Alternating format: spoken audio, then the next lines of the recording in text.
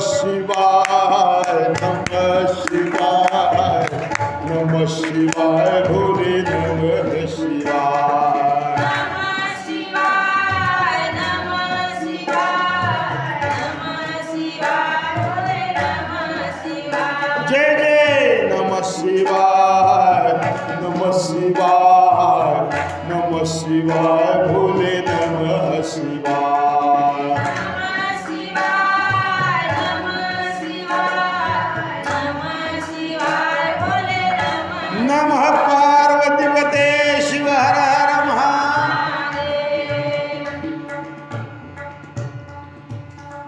घरी गेल्याबरोबर बायको आज म्हणेल मला पाठ नसलेलं तुम्ही का काढलं. बाकीचं कोणी बोलत नाही पण घ्यावं लागतं बायकोला. काय सांगू तिच्या सांगण्याप्रमाणे कथा चालते. कारण सांगतो तुम्हाला हे गाणं म्हणण्याकरता जो तबला वाजवावा लागतो तो तबलेवाला आपल्याला एक दुसऱ्या ठिकाणी मिळाला नव्हता. योगायोगानं रामरायाची कृपा चांगला तबलेवाला मिळाला. नसलं तुम्हाला पाठ तर काय हरकत नाही. तुम्हाला माहिती का एक मुस्लिमाची महिला होती आणि एक हिंदूची महिला. दोघी जणी फार मैत्रिणी जुन्या काळामध्ये. दोघी जणी दळायला बसल्या. आता पूर्वी दळायला बसल्यानंतर गाणे म्हणायची की नाही.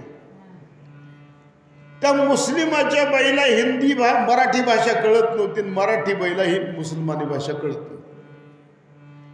मग तिनं काय करायचं माहिती का तुम्हाला. त्या हिंदूच्या बाईनं गाणं म्हणायचं जातं. माझा ग भाऊराया दिल्लीला गेला विमानानं तिथं झाला पंतप्रधान. हिला काहीच कळायचं नाही. हिला फक्त भाई कळाला. भावाबद्दल कुठलीही बहीण वाईट बोलत नाही. म्हणून तिने काय म्हणायचं जहा तेरा भाई वहा मेरा भाई जहा तेरा भाई नमो बार बार हो एवढं जरी लक्षात आलं तरी बस झालं बरं का. ठीक आहे. नसलं पाठ तर वही काढू नका. पाहण्याचा प्रयत्न करू नका. तुम्हाला मी सांगितलं ना हे आल्यानंतर हा बाकी तुम्हाला सांगतो कोणते गाणे म्हणायचे काय म्हणायचे. त्यांना देते कोर आपला गाणे म्हणता येते सगळे. पण यांनी आल्यानंतर गाणे त्यांना देते नाही. जे ताल मला आठवतो म्हणे भगवान शंकराकडे सगळेच्या सगळे गेले. ऐका भगवान शंकराने बायकोला विचारलं पार्वतीला म्हणे माझ्याकडे विष घ्या म्हणाले घेऊ का नको. माझं बोलणं लक्षात येते का तुमच्या. प्रत्येक गोष्ट ऐका माझं. तुम्ही सगळे म्हणताल हे बायकोच्या निवळ आरी गेलेला महाराज आहे म्हणा. पण प्रत्येक गोष्ट नवऱ्यानं बायकोला विचारल्याशिवाय करू नये. बायकोनं नवऱ्याला विचारल्याशिवाय करू नये. लहानात लहान लेकराचा सुद्धा विचार घ्यावा कोणतंही कार्य करताना. महादेवांनी विचारलं विष घेऊ का कसं करू. आता मला सांगा कोणती पतिव्रता म्हणेल तुम्ही विष घ्या म्हणेल का कोणी पतिव्रता.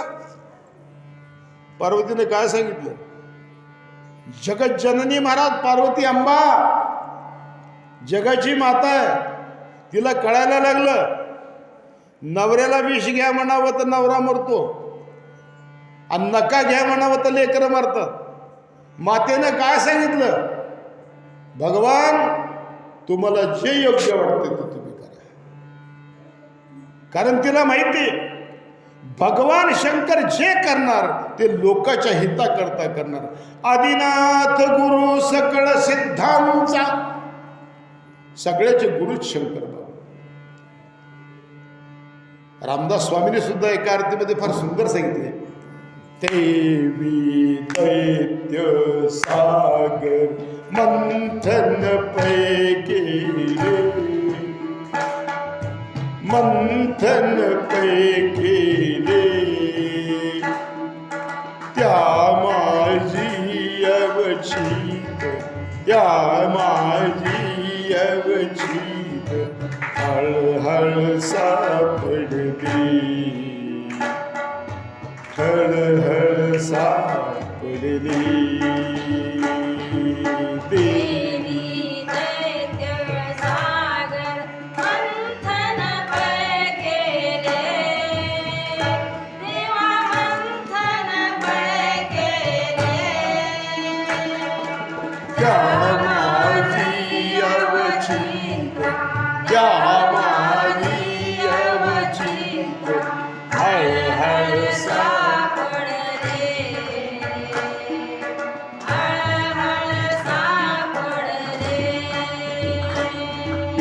देवा आसुन पैनी प्राशन पै केले शंभू प्राशन पै केले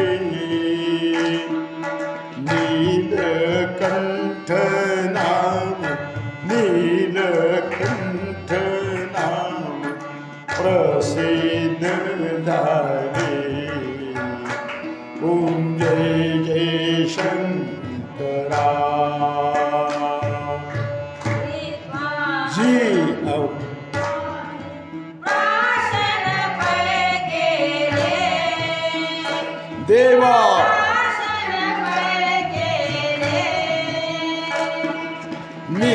नीलकंठ नाम नीलकंठ नाम प्रसिद्ध झाले देवा जय जय शंकरा नमः पार्वतीपते शिव हर हर भगवान भोले बाबांनी विष घेतलं हृदयात राम बाहेर जनता म्हणून कंठात विष ठेवलं कंठ निळा झाला बोल नीलकंठेश्वर भगवान की पुन्हा मंथनाला सुरुवात झाली मंथनाला सुरुवात झाल्याबरोबर ऐरावत हत्ती निघाला इंद्राला दिला मुख्यमंत्री पद म्हणून ऐरावत इंद्राला दिला पुन्हा उच्चश्रवा नावाचा घोडा निघाला उपमुख्यमंत्री पद बळीला दिला लक्ष्मी निघाली सगळेच्या सगळे लागले पळायला लक्ष्मी घेण्याकरता चोर पळायले सज्जन पळायले संन्याशी पळायले देव पळायले सगळे त्या लक्ष्मीच्या पाठीमागं पळायला लागले आमच्या बाळू महाराजांनी मोठं सुंदर सांगितलं त्या दिवशी लक्ष्मीला माता म्हणा लक्ष्मीला मुलगी म्हणा लक्ष्मीला बहीण म्हणा लक्ष्मीला भोग्य वस्तू मानू नका तुम्हाला लक्ष्मीच पाहिजे असेल ऐका लक्ष्मीचे प्रकार दोन आहेत लक्ष्मीला वाहनं दोन आहेत भगवंता बरोबर येते त्यावेळेस गरुडावर येते आणि एकटी येते त्यावेळेस घोबडावर येते घोबडावर कळलं का तुम्हाला नुसत्या लक्ष्मीला जर तुम्ही बोलावलं तर तुम्हाला उल्लू बनवते आणि भगवंता सहित जर बोलवलं तेथे लक्ष्मी सहित शोभे नारायण भगवंता सहित जर बोलवलं तुमच्या घरून ती जातच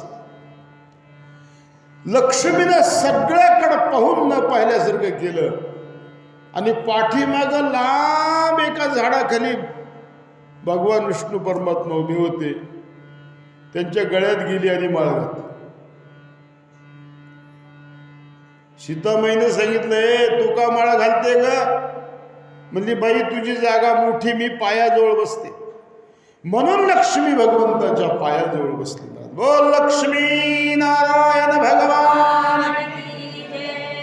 पारिजातक वृक्ष निघाला स्वर्गामध्ये पाठवला कामधेनू गाय निघाली ऋषीकडे पाठवली लक्ष्मी कौस्तुभ पारिजातक सुरा धनवंतरी चंद्र इतक्यामध्ये काय झालं इतक्यामध्ये अमृताचा कलश घेतला आणि धन्वंतरी भगवंताचा अवतार प्रगट झाला बोल धन्वंतरी भगवान समुद्र मंथनामध्ये 3 अवतार झाले पहिला अवतार कच्छप दुसरा अवतार धन्वंतरी अमृत घेऊन आल्याबरोबर ऐका राक्षसाने ते अमृत घेतलं आणि गेले पळून अर्थ लक्षात आला का तुम्ही आम्ही कथा ऐकतो तुम्ही आम्ही कीर्तन ऐकतो तुम्ही आम्ही देवदेव करतो पण महत्वाच्या टायमाला संसारातलं काहीतरी आठवतं आणि आपण त्याच्यापासून परावृत्त होतो महाराज राक्षसाने तो अमृताचा कलश घेतला आणि गेले पळून देव म्हणाले पळाले पळाले पळाले अर्थ लक्षात आला की तुमचे मी काय बोलतो ते नीट लक्षात घ्या चान्स हा एकदाच येत असतो माझं बोलणं नीट ऐका प्रत्येकाला आयुष्यामध्ये गोल्डन चान्स मिळत असतो त्या चान्सच्या वेळेला तुम्ही जर सावध असाल तर त्या चान्सचा उपयोग होतो. नसता एकदा जर गोल्डन चान्स हातातून निघून गेला पुन्हा काही उपयोग नाही. मनुष्य शरीर हे तुम्हाला मिळालेला गोल्डन चान्स हा तुम्ही घालवू नका. सगळे लागले आरडायला, राक्षस पळाला पळाला पळाला पळा, म्हणजे काय काय सगळे देव आरडा लागले, पळाले पळाले. आता विचार केला, कपाळाला हात लावला, भगवंताकडे गेले. भगवान, वाईट लोकांकडे अमृत गेलं, वाईट लोकांकडे अमृत गेलं. भगवान म्हणजे काळजी करू नका. भगवंताने मोहिनीचं रूप घेतलं. छमछम छमछम छमछम छमछम नाचत मोहिनी या राक्षसापुढे आली. राक्षस पळत आले. ओ मॅडम, ओ देवीजी, थांबा थांबा थांबा थांबा. का रे बाबा? अहो थांबा. हो का रे बाबा? आणि तुमच्या मागून कोण पळत यायला लागले? म्हणले ते आमचे सावत्र भाऊ आहेत देव. तुम्ही पळायला का लागलात? माताजी म्हणले आमचं भांडण लागले. म्हणले अमृताचं वाटप तुम्ही करा. कोण आहेत तुम्ही? ती विचारायली बरं का, कारण देव खोटं बोलत नाही ना कधी. त्यांना विचारलं तुम्ही कोण आहेत? म्हणले आम्ही कश्यपाची लेकर आहोत. अहो रूपमहो धाम अहो अस्या नवम वय. काय तुमचं रूप आहे म्हणले, काय तुमचं दिसणं आहे, काय तुमचं बोलणं आहे. अरे म्हणले माझी एवढी स्तुती करा, तुमची माझी ओळख आहे का? कश्यपाचं नाव मी ऐकून आहे. कश्यपाच्या पोटाला तुमच्यासारखे दरिद्री पोरं कशी काय आले रे? हो म्हणले आम्हाला दरिद्री म्हणली. तुम्हाला काही कळतंय का म्हणे? तुमच्या हातात अमृत आहे आणि मला वाट म्हणता तुम्ही. मग तर राक्षसाचा विश्वास जास्त बसला. अरे ही घ्यायला तयार नाही म्हणले. नाही नाही नाही म्हणले आता तर तुम्हीच वाटलं पाहिजे. बघा बा, आता तुम्ही जर वाटा म्हणत असलात तर मी वाटते, माझं काही म्हणणं नाही. पण लक्षात घ्या, स्टँडवर सुद्धा सांगतात त्यांनी माईकमधून, आपली बॅग आपलं सामान बरोबर आहे का भैया, अपरिचित माणसाकडे देऊ नका. आणि तुम्हाला एवढं कसं कळणं म्हणजे तुम्ही अमृत माझ्याकडे दिलं? तसा तसा राक्षसाचा विश्वास जास्त बसला. नाही नाही म्हणले वाटा तुम्ही. म्हणजे लाईन करा. तुमच्या सावत्र भावाची लाईन म्हणजे देवाची लाईन वेगळी, तुमची लाईन वेगळी. ठीक आहे म्हणे. म्हणे वरे पातळ पातळ आहे म्हणे, घट्ट अमृत खाली. पातळ कुणाला देऊ, घट्ट कुणाला देऊ, बोला. आता बोलून चालून ते राक्षस, माझं बोलणं लक्षात आले का तुमच्या? मी जरी जास्त खोलात जात नसलो. अपरिचित स्त्रीच्या नादाला लागलेला लंपट माणूस, त्याची बुद्धी भ्रष्ट होत असते. ध्यायते विषयान पुंसा संगस्ते शुपजायते संगात संजायते काम. केंद्रीय माताजी लक्षात घ्या. तुम्ही म्हणताले भागवतात श्लोक नाही, गीतेमध्ये. संगात संजायते काम कामात क्रोधो भिजायते क्रोधात भवती सम्मोहा सम्मोहा स्मृतिविभ्रमा स्मृतिभ्रंशात बुद्धिनाशो बुद्धिनाशात पुनश्च. देवाने हातामध्ये अमृत घेतलं. आता ही फार कथा मोठी आहे, पण वेळेचं भान लक्षात घ्यावं लागतं. एक 8 ठरवण्यात आली. 8 कशी? 8 अशी ठरवण्यात आली की या हाताला अशा पट्ट्या बांधायच्या. पट्ट्या कळलं का तुम्हाला? हे हा हात आणि हा दंड, याच्यामध्ये एक लाकडाची पट्टी बांधायची फिट. लहान लेकरला सलाईन लावताना बांधतात ना पट्टी, तशी पट्टी बांधायची. लक्षात घ्या, यायला लक्षात तुमच्या. आणि पट्टी बांधून म्हणले अमृत प्यायचं. अर्थ लक्षात आला का तुमच्या? देव बसले, राक्षस बसले. देव कसे बसले? एका समोर एक बसले. देव कसे बसले तुम्ही लक्षात घ्या, एका समोर एक बसले. आणि राक्षस कसे बसले? एका लाईननं बसले. समजते ना माझं बोलणं? मग आता ते अमृत राक्षसाने काय करतं? अमृत असं वरी उडवायचं आणि तोंड खाली करायचं. कुणाच्या डोळ्यात पडायला, कुणाच्या नाकात चाललं, कुणाच्या कुठं चाललं, कुणाच्या कुठं चाललं. देवाला अमृत, राक्षसाला अमृत मिळलं का? नाही मिळलं. देवाची युक्ती. देव लोकांनी काय केलं आहे का? एकमेकासमोर बसले होते ना, याच्या ताटलीतला द्रोणीनं उचलायचा अमृताचा आणि त्याच्या तोंडात घालायचा. ऐका नाही, हात काही असा करायची गरज आहे का? लक्षात येईल का माझं बोलणं तुमच्या? असा हात उचलायचा द्रोण आपल्या ताटलीनं आणि हळूच त्याच्या तोंडात घालायचा, त्यानं उचलायचा द्रोण आणि यांच्या तोंडात घालायचा. एकमेका देवमुखी सुखी घालू हुंबरी वैकुंठी तोहीसी नाही. त्या दिवशी माताजींनी सगळ्या इथं महिला होत्या बरं का, बरोबर आहे का? त्या दिवशी मी आल्याबरोबर हात चालू होतं, एकमेका देवमुखी सुखी घालू हुंबरी. बरोबर आहे ना माताजी? मला फार भजन आवडलं बरं का त्या दिवशी. या पद्धतीनं अमृत देत असताना सुरभानू नावाचा एक दैत्य होता. तो देवाच्या पंक्तीत बसला आणि त्याच्या हातावर अमृत पडलं. सूर्यचंद्राने भगवंताला इशारा करून सांगितलं, भगवंताने त्याचं डोकं उडवलं, पण पोटात अमृताचा थेंब गेल्यामुळं त्याच्या डोक्यापासून राहू निर्माण झाला आणि धडापासून केतू निर्माण झाला. नीट लक्षात घ्या, 2021 पर्यंत, या नोव्हेंबरच्या या तारखेपर्यंत अजूनही राहू केतू ग्रह शास्त्रज्ञाला दिसलेले नाहीत. आणखी एक मी तुम्हाला सांगतो, ग्रहण अमावस्येला आणि पौर्णिमेलाच लागतं. बरोबर आहे का? हिंदू धर्माचं कॅलेंडर तुम्ही पहा आणि इतर धर्माचे कॅलेंडर पहा. कुण्यातरी शास्त्रज्ञांना सांगावं की याच तारखेला ग्रहण लागायला पाहिजे. म्हणतात ना 14 तारखेला संक्रांती येते, 15ला येत नाही का? माताजी बोला, येते ना 15ला. म्हणजे इंग्रजी कॅलेंडर खरं आहे का? मग रात्रीच्या 12 वाजता एकादशीला कशा करता जेवण करावं बरं? रात्रीच्या 12ला एकादशी संपत असते, रात्रीच्या 12ला वार संपतो, रात्रीच्या 12ला फक्त इंग्रजी तारीख संपते. अमावस्येला आणि पौर्णिमेलाच ग्रहण लागतं, इतरत्र ग्रहण कोणत्याही यायला लागत नाही. समजलं का तुम्हाला विज्ञान? जे विज्ञान भागवतात आहे ते विज्ञान अजून प्रगल्भ नाही. तुम्हाला सांगितलं.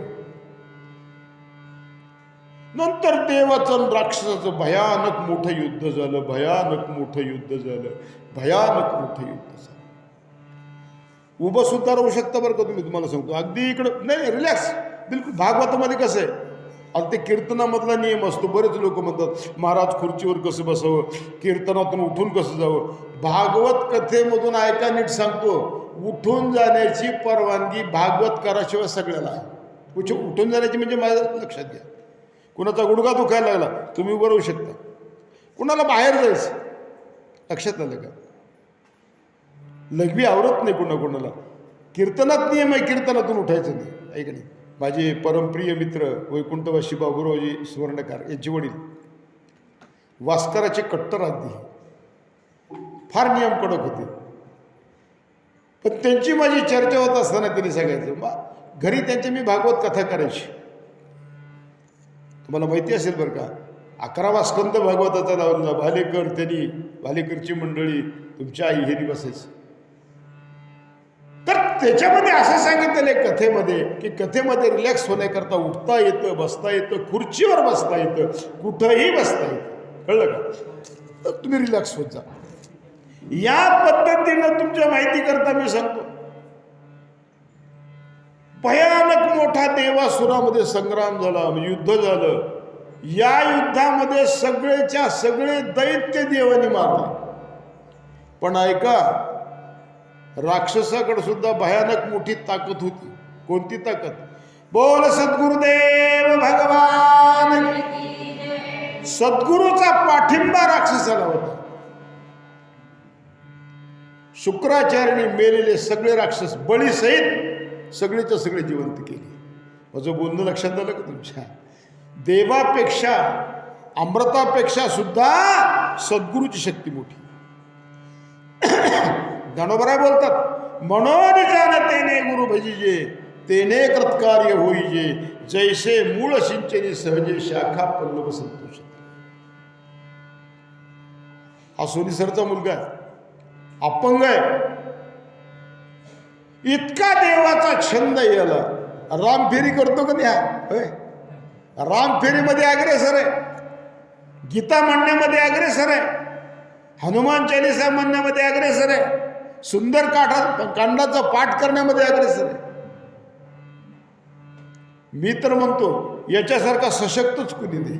अरे देहाचा पाय नसला म्हणजे काय झालं? भगवंतानं तो पाय एवढा खंबीर दिलाय. सुंदरकांडाचा पाठ करणं लहान पाय आहे का? हनुमान चालिसा म्हणणं लहान पाय आहे का? रामनामाचा जप करणं, त्यांच्याकडे कागद आहेत. तुमची आरती नीट वाचा, खाली सोनी नाव जे लिहिलेले ना तुमच्याच आरत्याच. अगदी त्यांनी काय केलं, मुद्दाम त्यांच्या प्रेसमध्ये आरत्या छापून दिल्या. महाराज तुम्हाला सांगणं एकच आहे, मी उघड सांगतो तुम्हाला, जे काल म्हणलं ना मी, प्रत्येकानं आरती घरला न्या, तुम्हालाच आरती परत सुद्धा देऊ नका. हे त्यांची कृपा आहे. त्यांनी काय सांगितलं, कुणालाही झेरॉक्स करण्याचे पैसे लागू देऊ नका. पोद्दार तुम्ही म्हणलं होतं मला एक आरती ते मी झेरॉक्स करतो. मी म्हणलं झेरॉक्स करायच्या नाहीत. जोपर्यंत ते जिवंत आहेत, जोपर्यंत मी जिवंत आहे, तोपर्यंत मी त्यांच्याकडून आरत्या घेणार, एकालाही पैसा लागू देणार नाही. बरोबर आहे का शेठजी? त्याच्या खाली लिहिलेला आहे पत्ता त्यांचा पूर्ण, रामनामाचं साहित्य तुम्हाला मिळतं. मी का त्यांची स्तुती करतोय? रामाचे ते असे सेवक आहेत, निशुल्क रामाची सेवा करतात. कुठं मोतीनगर, कुठं माझं इंडिया नगर, पायी येतात. महाराज तुमच्या कथेमध्ये मी वाटतो, आता ते तुम्हाला देतील, प्रत्येकाने राम राम राम राम लिहायचे. रामनाम जपाचा यज्ञ ते करून घेतात.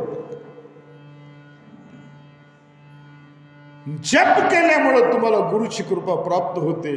आणि सगळेच्या सगळे राक्षस जिवंत केले. बळीराजा जिवंत झाला. बळीला म्हणले बोल तुला काय पाहिजे? बळी म्हणला गुरु महाराज माझी एकच इच्छा आहे, मला इंद्राचं आसन पाहिजे. सद्गुरुनाथांनी त्याच्याकडून एक यज्ञ करून घेतला. हा यज्ञ ब्राह्मणांनी आशीर्वाद रूपानं बळीला एक रथ दिला. तो रथात बसला बळी. ब्राह्मणाच्या आशीर्वादाच्या, गुरुच्या आशीर्वादाच्या रथात बळी बसला. स्वर्गावर गेला. बृहस्पतीने एका शब्दात सांगितलं, बिलकुलही तुम्ही काळजी करू नका. बळीचा रथ गेला. बृहस्पती गुरुनी सांगितलं. वा, एका मोठ्या शिष्याचं आगमन झालेलं आहे. थोडक्यात तुम्हाला सांगतो मी. शिवाजीराव पोपळगड नावाचे अयोध्या निवासी अवधेशानंद प्रभूजी, अवधभूषणदासजी महाराज यांचे ते शिष्य आहेत. मुद्दाम मी उल्लेख करतोय. गुरुवर त्यांचं अलोट, अफाट, अप्रतिम प्रेम. आपल्या लातूरमध्ये त्यांचं घर आहे. एक स्पेशल रूम गुरु करतात त्यांनी दिलेली आहे. स्पेशल रूम आणि स्पेशल रूम गुरु करता दिलेली आहे. सर्व जीवन गुरु करता वाहिलेले अवधभूषणदासजी महाराज यांनी जी ग्रंथसंपदा निर्माण केली. राजाधिराज प्रभु रामचंद्र भगवान की जय. अवधभूषण दासजी भगवान की. त्या संपदेपैकी त्यांची इच्छा अशी झाली. आता त्या ग्रंथाची किंमत मला सांगता येत नाही, तुम्हाला सांगतो. नुसत्या कागदाचा विचार केला आणि बाइंडिंगचा विचार केला तर त्याची किंमत 2000 रुपये होते. तो ग्रंथ त्यांची इच्छा झाली की राम मंदिराच्या अध्यक्षांना तो ग्रंथ द्यावा. आणि खरं सांगतो तुम्हाला मी, एवढा मोठा अप्रतिम ग्रंथ खरंच कुणाची जर वाचण्याची इच्छा असेल, माझं बोलणं नीट ऐकून घ्या, घरात नेऊन जर नुसतं ठेवण्याकरता, शोभेकरता पाहिजे असेल तर नाही, पण खरंच जर कुणाला वाचण्याची इच्छा असेल या मंदिर कमिटीकडे नाव नोंदवा. तुम्हाला ग्रंथ जरी भागवत कथा संपली तरी तुम्हाला ग्रंथ घरपोच पोहोचता करण्याची जबाबदारी यजमान रवींद्रजींना मी सांगतो. फक्त आठ एकच, ग्रंथ न्यायचा घरी न्या. तुम्हाला काही देऊ वाटलं द्या, न देऊ वाटलं न द्या, पण फुकट मिळाला म्हणून जर घरात ठेवून द्यायचा असेल तो ग्रंथ. आलोट श्रद्धा बळीची गुरुवर होती. काय सांगावं तुम्हाला, गुरुश्रद्धेचा नुसता रथ पाहिल्याबरोबर बृहस्पतीने सांगितलं, इंद्रा सावध हो. ज्याच्या पाठीमाग गुरुची कृपा आहे त्याचं भगवान सुद्धा काही करू शकत नाही. आत्तापर्यंत त्या देवाच्या पाठीमाग भगवान होते म्हणून देवाचं सगळं चाललं, पण आता भगवान सुद्धा तुझं काही करू शकणार नाही. भगवान सुद्धा इंद्रा तुला साथ देणार नाही. सगळे देव पळाले, देव भिकारी बनले. आदिती मातेकडे गेले, रडायला लागले, माते आम्ही भिकारी झालो तर आम्हाला खायला मिळणार, काही करणार. आदिती मातेनं कश्यप ऋषीची म्हणजे नवऱ्याची प्रार्थना केली. त्यांनी त्यांना पयोव्रत सांगितलं. बरं का, पयोव्रत विधियुक्त करावं लागतं. भागवतामध्ये आहे. काल परवा दिवशी एक माताजी माझ्याकडे आल्या, इकडे. त्या माताजी म्हणल्या, महाराज मला नारायण कवच लिहून द्या, मला गळ्यात घालायचं. त्यांना सांगितलं, माताजी माझ्याकडं भोंदूपणाचं कोणतंही काम होत नाही. नारायण कवच 35 श्लोक आहेत, तुम्हाला ते लिहिणे होणार नाही, गळ्यात बांधणे होणार नाही. कारण तुमचा मुलगा मेडिकल कॉलेजला आहे, गळ्यामध्ये काय मोठी पेटी बांधून जर गेला तर सगळे लोक हसतील ना, लौकिक व्यवहार पाहावा लागतो. असं पयोव्रत करायला सांगितलं. पयोव्रत केल्यामुळं काय होईल, तुझं इच्छा पूर्ण होईल. पयोव्रत केलं, भगवान परमात्मा भाद्रपद शुद्ध द्वादशी दिवशी पोटाला आले. बोल वामन भगवान की.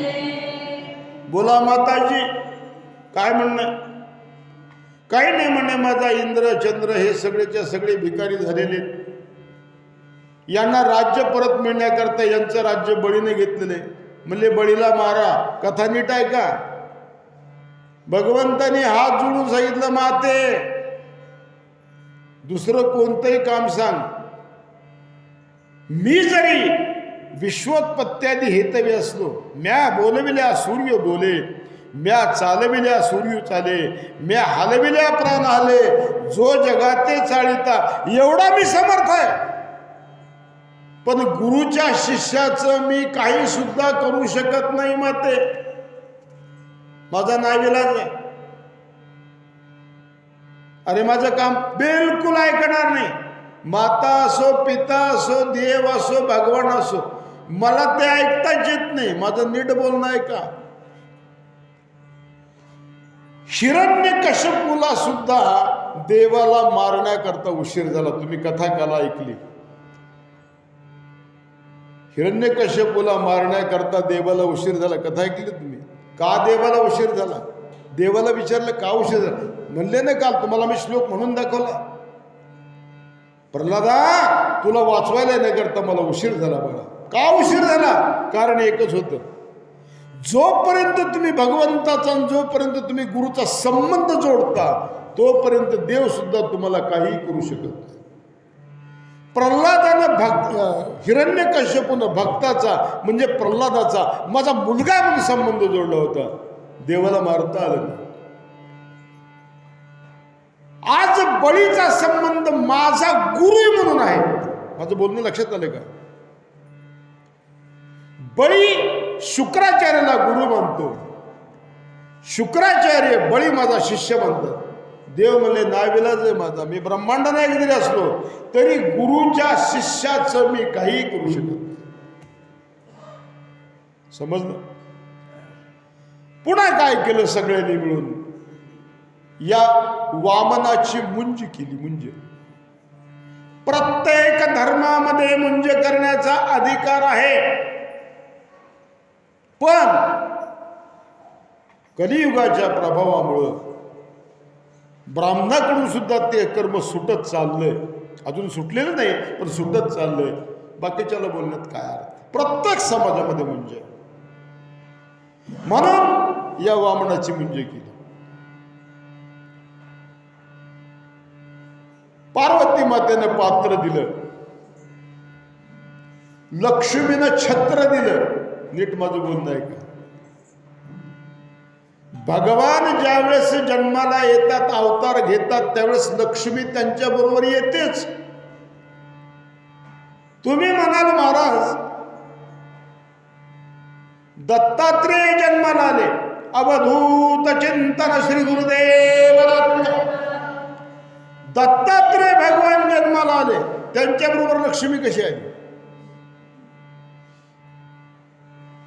कुठे लक्ष्मी? दत्तात्रेय बरोबर. दत्तात्रेयाच्या पाठीमागे गाय दिसते ना, कामधेनू माता, ती कामधेनू माता म्हणजे लक्ष्मी. अगदी पुढचं तुम्हाला बोलू का? ज्ञानेश्वर महाराज म्हणजे रामकृष्णाचा अवतार. लक्ष्मी कुठे? दारात सोन्याचा पिंपळ आहे. जयाची द्वारी सोन्याचा पिंपळ. तसं वामन भगवंताचं लग्न झाल्यामुळे लक्ष्मी कुठे? छत्राच्या रूपाने लक्ष्मी आली. बृहस्पती ऋषींनी मुंज केली, गायत्री मंत्राचा जप दिला. फार मोठी जपाला किंमत आहे महाराज. गुरुचा महिमा एवढा मोठा, काय सांगावं तुम्हाला. राजा परीक्षितीनं गुरुवर श्रद्धा ठेवली. या बळीची गुरुवर श्रद्धा होती. भगवान परमात्माला गायत्री मंत्र बृहस्पती ऋषींनी दिला, म्हणजे गुरु झाले. आणि बृहस्पतीने म्हणले मला दक्षिणा पाहिजे. काय देऊ गुरुची दक्षिणा? बोला. प्राण मागा, तुम्हाला काल मी सांगितलं. धन मागा, दारा मागा, पुत्र मागा, माझी इस्टेट मागा, काय पाहिजे ती दक्षिणा मागा. बृहस्पती गुरुनी शिष्याला एकच सांगितलं, मला त्रैलोक्याचं राज्य पाहिजे. कुठून देऊ महाराज मी? इकडं शुक्राचार्याने बळीला सांगितलं होतं, तू स्वर्गावर स्वारी केलीस, पण इंद्राच्या सिंहासनावर बसताना तुला बहुमत सिद्ध करावं लागतं. बहुमत म्हणजे काय करावं लागतं महाराज? 100 यज्ञ तुला करावे लागतं. इंद्राचं नाव काय माहिती का तुम्हाला? शक्र. शक्र हे शॉर्ट फॉर्म आहे, त्याचा लॉंग फॉर्म काय? श म्हणजे शत आणि क्रतू म्हणजे यज्ञ. शतक्रतू जो करतो हे बहुमत सिद्ध केल्याशिवाय त्याला इंद्र होता येत नाही. नर्मदा नदीच्या काठावर बळीने यज्ञ सुरुवात केला.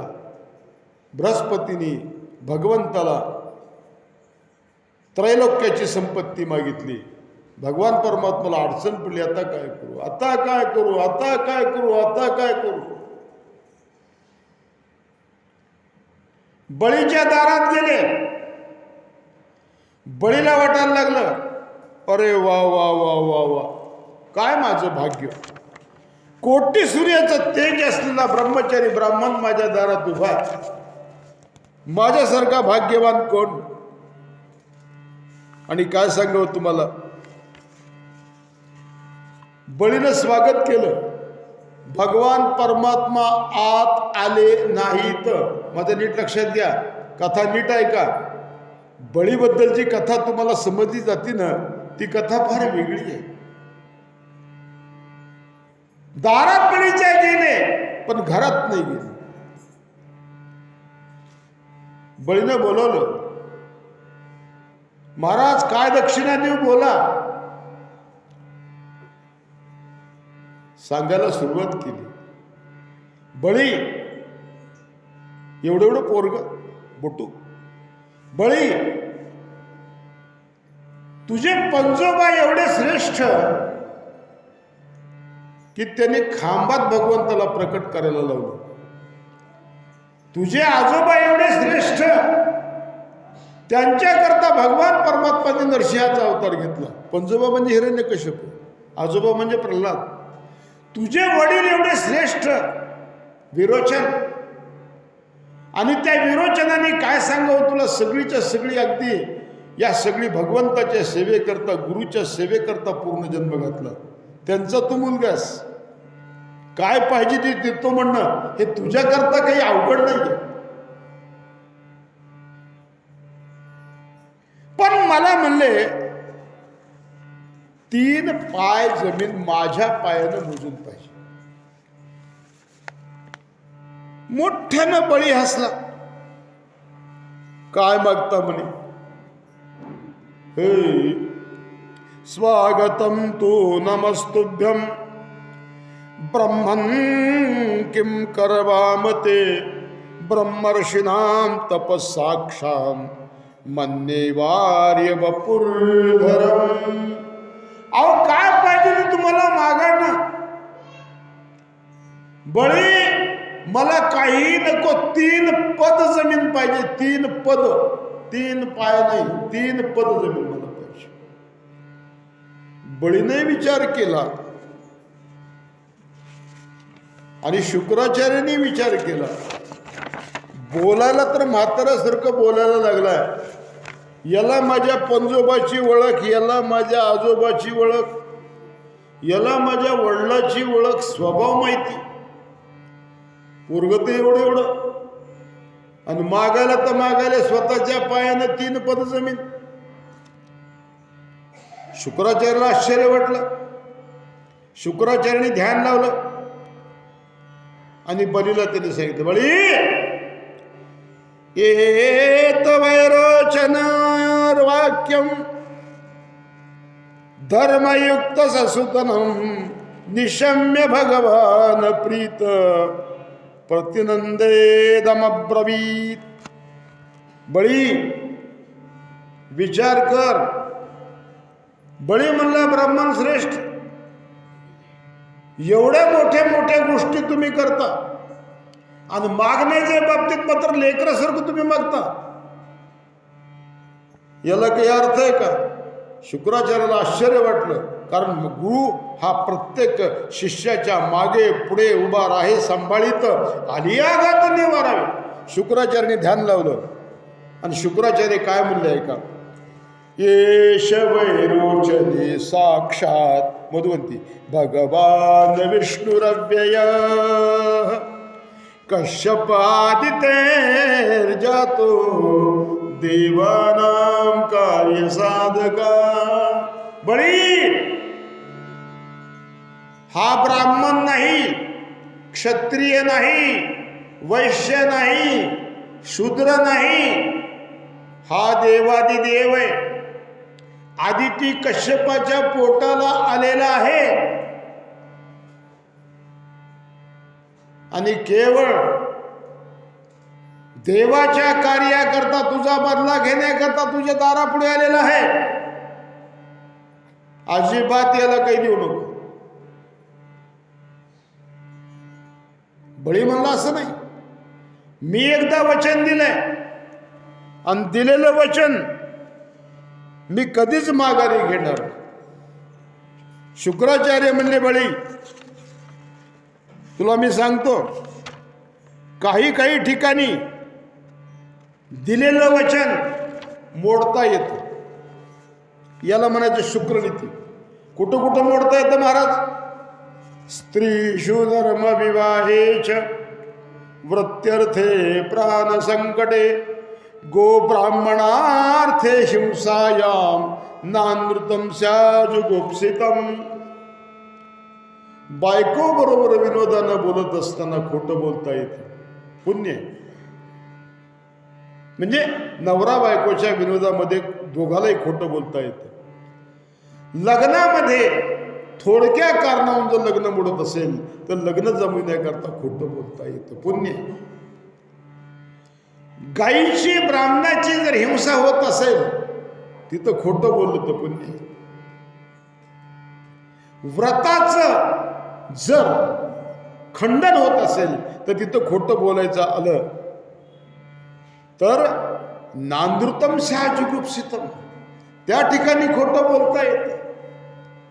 बळी तुला फसविण्याकरता देवाला थोडं बळीचं चुकलं. बळी काय म्हणे, नाही मी वचन दिलेलं आहे, मी तुमचं वचन ऐकणार नाही. गुरु शिष्याचं नातं तुटलं. माझं बोलणं नीट लक्षात घ्या. ही कथा पाहिलंय का? भागवतामध्ये संस्कृतचा माझ्यासारख्या भागवतकाराचा अधिकार नसल्यामुळे योग्य ती भागवत कथा कानावर पडत नाही. अवधभूषण दासजी महाराजाचं मी वाङ्मय वाचलं. केंद्रीय माताजी, तुम्ही भागवतकार, तुमची माहिती करता सांगतो. त्यांचं कृष्णचरितायन नावाचा एक ग्रंथ आहे, तुम्हाला मी द्यायला लावतो. नुसत्या भागवताचा त्याच्यामध्ये अभ्यास नाहीये. विष्णू पुराणाच्या अभ्यास असेल त्याच्यामध्ये अभ्यास. त्यांची एक कथा, मी याच गल्लीतली माताजी, काल आपला विषय निघाला होता ना, बंडूपंत कुलकर्णी यांच्या घरी आम्ही काल गेलो, तो विषय निघाला. या गल्लीतल्याच माताजीत, मला काही परिचय नाही त्यांचा, परभणीच्या मोठ्या भागवत कथाकार आहेत. ते माझा ऑनलाईन भागवत झाला, त्यांनी मला फोनवरून संपर्क साधला. त्यांनी म्हणलं, महाराज तुमची कथा मला इतकी आवडली, मला तुमच्या कथेला यायचे. एस टीचा संप असल्यामुळे ते आल्या नाहीत बरं का, सगळ्यांना माहिती त्या बरं का, माझी काही ओळख नाही आणखी, पण फोनवरची ओळख. त्याला सांगितलं, माताजी तो ग्रंथ मी अवधभूषण दासजी महाराजांचा वाचला आणि त्याच्यामध्ये विष्णू पुराणाचा सुद्धा अभ्यास निघाला. सुंदर ग्रंथ. तर बळीला सांगितलं की बळी, तू गुरुचं वचन बळीनं मोडलं, म्हणून भगवंताने प्रवेश केला. माझं बोलणं लक्षात आलं का? बळीचं वचन मोडलं, भगवंताने प्रवेश केला. बळीनं संकल्प सोडला, 3 पाय जमीन द्यायचं ठरवलं. भगवंताने विराट रूप धरलं. पहिल्या पायामध्ये मृत्यूलोक व्यापून टाकला, दुसऱ्या पायामध्ये स्वर्गलोक व्यापून टाकला. तिसरा पाय कुठे ठेवू राजा? बळी हादरला नाही. महाराज तुम्ही आजपर्यंत दान पाहिलं, अजून दानीकडे पाहिलेलं नाही तुम्ही. तिसरा पाय माझ्या डोक्यावर ठेवा. नामदेवरायाने फार सुंदर सांगितलंय बघा, देवाला प्रत्येकानं देवाला 3 पाय दिल्याशिवाय देव मिळत नाही. 3 बरोबर. देह जाओ अथवा राहो, देह जाओ अथवा राहो.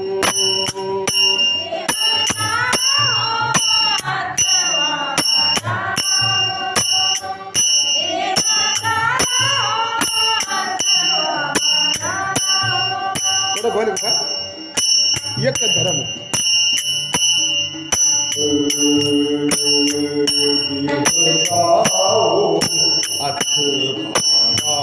म्हणा.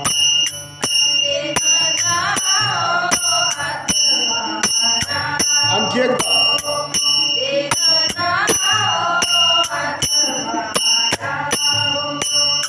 भगवंताच्या गुरुला प्राप्त करण्याकरता, भगवंताला प्राप्त करण्याकरता पहिला पाय देवाला कोणता मागितला? तुम्ही कायेने सेवा करा.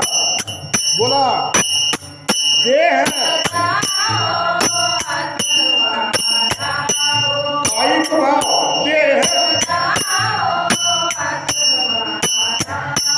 दुसरा पाय मानसिक भाव, पांडुरंगी दृढ भाव, पांडुरंगी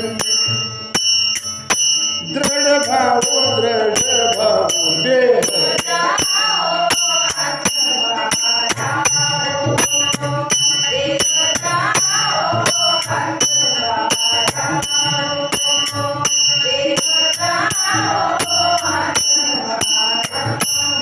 दुसरा भाव वाचिक भाव.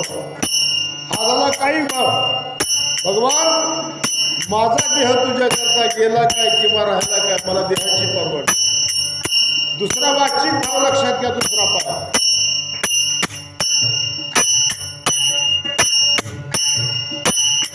वदनी तुझे मंगल नाम,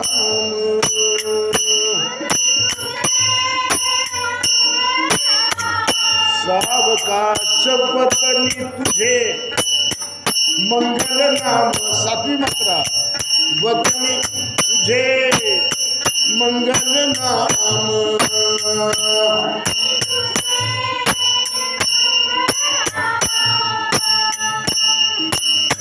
दुसरा पाय कोणता?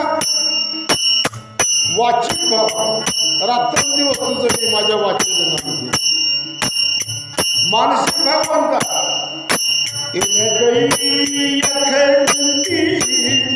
प्रेम. गुरुची, भगवंताची सेवा तुम्ही अंतःकरणातून करा. देव देव कारणे भाव तस्मात.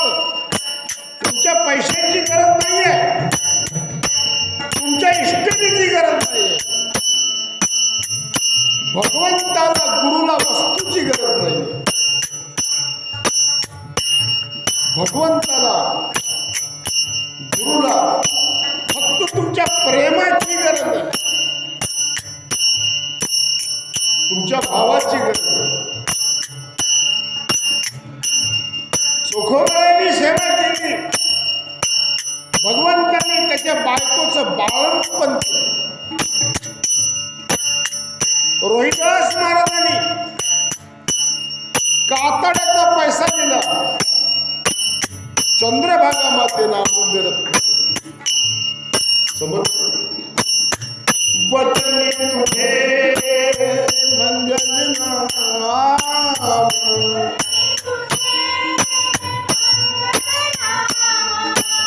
हृदय खचित प्रेम,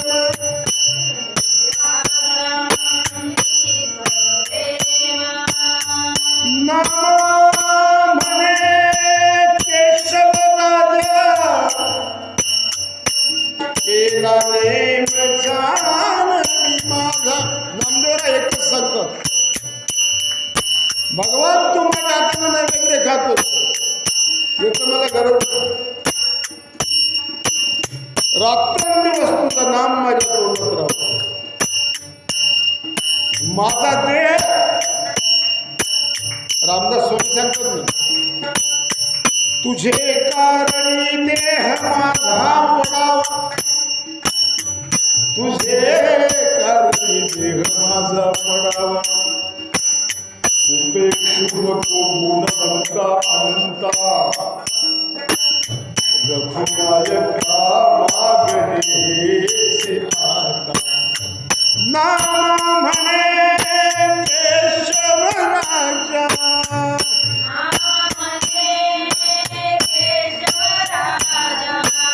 केला नेम चालवी माझा दिवसा.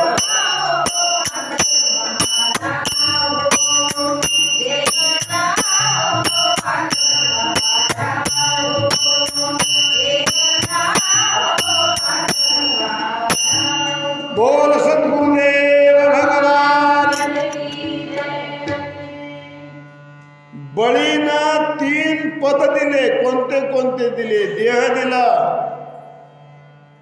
बळीनं वाचा दिली, आणि बळीनं मानसिक भाव अंतःकरणातून सेवा केली.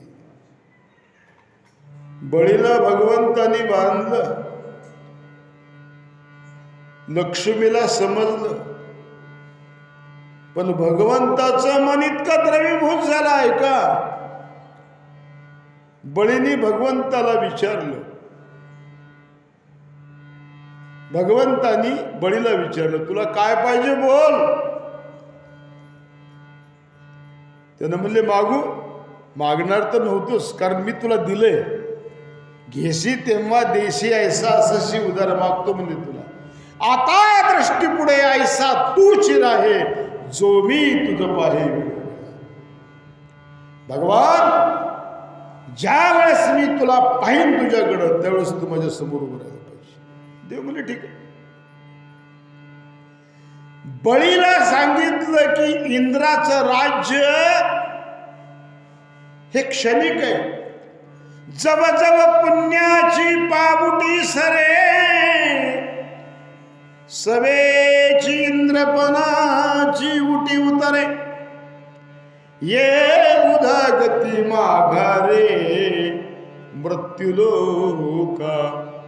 मी तुला पुढे इंद्र करणार आहे. वा महाराज, हरिभक्तीपरायण बालासाहेब महाराज, मी कशा करतो म्हणतो तुम्हाला जरा, कारण आपल्याला बाळू महाराज माहितीत बरं का. हो, आपल्याला बाळू महाराज माहितीत का निकाल परवा परिचय झाला, पण हे सुद्धा बाळू महाराजच आहेत. म्हणून बाळासाहेब महाराज मुद्दा म्हणतो मी. भागवतकार, कीर्तनकार.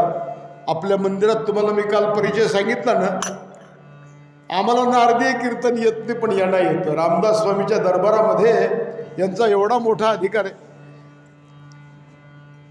मोठी मोठी मंडळी या ठिकाणी आली. रामदास स्वामीच्या मंदिरामध्ये दासनवमीला यांचे कीर्तन असतं महाराज. यांच्यामुळं आम्हाला सज्जनगड पाहायला मिळालं. कळलं का? यांचं आगमन झालेलं आहे. ठीक आहे. इंद्रपणाचं राज्य कमी बळी तू एक कर. तुला मी 17 लाख लोकांचं राज्य देतो आणि नंतर तुझं इंद्रपदाचं रिझर्वेशन कन्फर्म आहे, पक्का आहे तुझा. काय बोलायलात मध्ये मध्ये? तुम्हाला सांगायचं म्हणल्यानंतर मला अगदी बाकीच्याला बोलणं बरं वाटतं, पण तुम्हाला कसं बोलावं मला सांगा. म्हातारे झाला तुम्ही कथा ऐकत बिलकुल बोलू नका. लक्षात आलं? बळीला 17 लोकांचं राज्य दिलं. परंपरेनं ऐकलेली कथा अशा प्रकारची की भगवान तिथं उंबऱ्या दारामध्ये उभं राहिली वॉचमन म्हणून. लक्ष्मी मातेनं विचारलं, अरे मालक कुठे आहेत नारदा? नारदाने सांगितलं अगोदर पेढे द्या तर तुम्हाला मालक सांगेन, नाही तुम्ही सांगत नाही. मी विचारते म्हणल्या मालक कुठे, तर तू म्हणतो की पेढे द्या. याला काय अर्थ? म्हणजे तुमच्या मालकाला सर्व्हिस लागली. म्हणजे कशाची? म्हणजे वॉचमनची. कुठं? म्हणजे बलीच्या दारात. लक्ष्मी माता दारात गेली, भगवंतानीच तिला अडवलं. No admission without permission. तिनं मोठ्या नाक मध्ये, दादा तुझे वॉचमननं मला अडवले. अरे म्हणले येऊ द्या मध्ये, सोडा. मध्ये गेली, दादा मला ओवाळायच. काय टाक? काही नको म्हणजे तुझ्या दारातला वॉचमन फक्त मला ओवाळी म्हणून टाक. कळलं? तेथे लक्ष्मी सहित शोभे नारायण. ज्याला भगवंताची सेवा घडली, ज्याला गुरुची सेवा घडली, लक्ष्मी सहित नारायण तिथे राहिले. धन्य पुण्य रूप कैसा झाला संसार, देव आणि भक्त तुझ्या नाही विचार. शुक्राचार्य आले, बळीचा 100वा यज्ञ पूर्ण केला. गुरुचा आशीर्वाद मिळाला, भगवंताचा आशीर्वाद मिळाला. भगवंतांनी त्यांना नंतर इंद्र केलं. त्याच्यानंतर काय झालं महाराज? आसीदतीत कल्पन्ते ब्राह्मो नैमित्तिको लया समुद्रोप्लुपतास्तत्र लोका भूरयादयो नृपा. एका कल्पामध्ये सत्यव्रत नावाच्या मनुच्या रक्षणासाठी भगवंतानी मत्स्य अवतार घेतला. बोल मत्स्य भगवान की. कथा फार मोठी, तुम्हाला थोडक्यात सांगतो मी. या सत्यव्रत म्हणून काय केलं? व्रत केलं. वर्षभर कोणाला खोटं बोलायचं असतं. 365 दिवसाचं वर्ष होतं. 364 दिवस याला खोटं बोलायची पाळी आलीच नाही. 365व्या दिवशी काय झालं? एक प्राणी, त्याला पारध्यानं बाण मारला होता. तो प्राणी या सत्यव्रत मनुच्या समोरून पश्चिमेकडे गेला. पाठीमागून पारधी आला. ओ महाराज, तुम्ही खोटं बोलत नाहीत मला माहिती. तो प्राणी कुठे गेला पाहिला का? ऐका कशी पंचायत पडली. खोटं बोलावं तर व्रत संपत, खरं बोलावं तर प्राण्याची हिंसा होते. उत्तर काय दिलं ते ऐका. उत्तर याने एकच दिलं, ज्यानं पाहिलं त्याला बोलता येत नाही आणि ज्याला बोलता येतं त्याला दिसत नाही. अर्थ कळला का? ज्यानं पाहिलं त्याला बोलता येत नाही, ज्याला बोलता येतं त्याला दिसत नाही. हयग्रीव नावाच्या राक्षसानं वेद समुद्रात नेले. वेदाचं संरक्षण करण्यासाठी धर्म संस्थापनार्थाय भगवान परमात्माने मत्स्य अवतार घेतला. छोटासा मत्स्य याला दिसला, त्यानं कमंडलू मध्ये टाकलं, कमंडलू भरलं, नदीत टाकलं, नदी भरली, समुद्रात टाकलं, समुद्र भरला. भगवंताने सांगितलं वेदाच्या संरक्षणाकरता, तुझ्या रक्षणाकरता मी अवतार घेतला. बोल मत्स्य भगवान की. या पद्धतीनं 8 स्कंद संपले. मुरलीधरा मनमोहना हे नंद नंदना नारायणा. मुरलीधरा मनमोहना मोहना हे नंद नंदना नारायणा.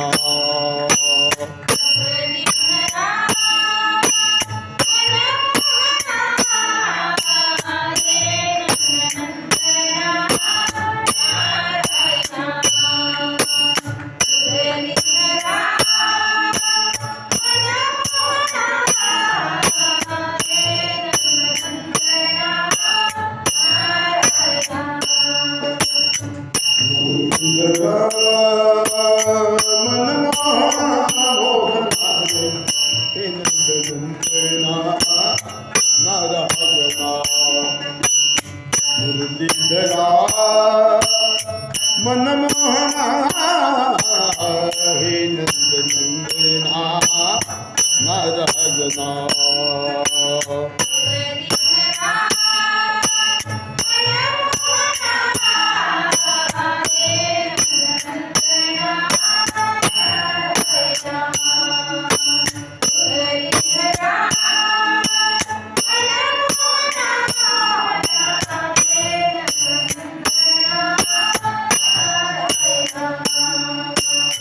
हे नंद नंदना नारायणा. हे नंद नंदना नारायणा. हे नंद नंदना नारायणा. मुरलीधरा मनमोहना मोहना रे नंद नंदना नारायणा. मुरलीधरा मनमोहना हे नंद नंदना नारायणा. हे नंद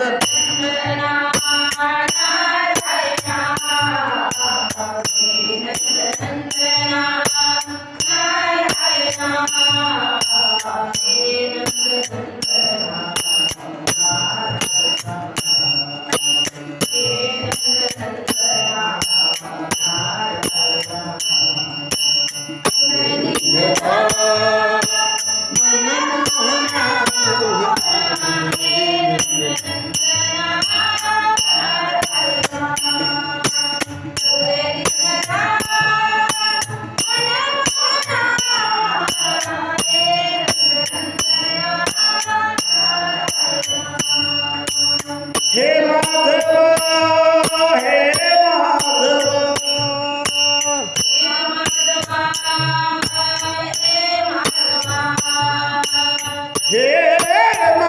माधव हे माधव हे माधव.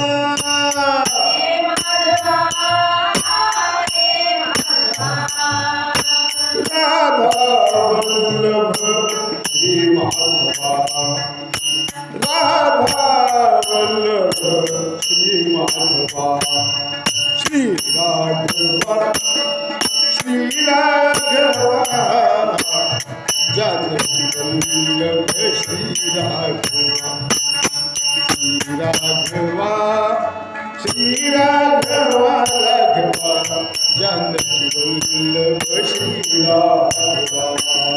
हे माधवा हे माधवा हे माधवा हे माधवा. राधा वल्लभ श्री माधवा. राधा वल्लभ माधवा. श्री राघवा श्री राघवा जानकी वल्लभ श्री राघवा श्री राघवा बोल सियावर रामचंद्र भगवान. राजा परीक्षितीनं विचारलं, महाराजजी गुरुदेव मला तुम्ही काय करा, मला तुम्ही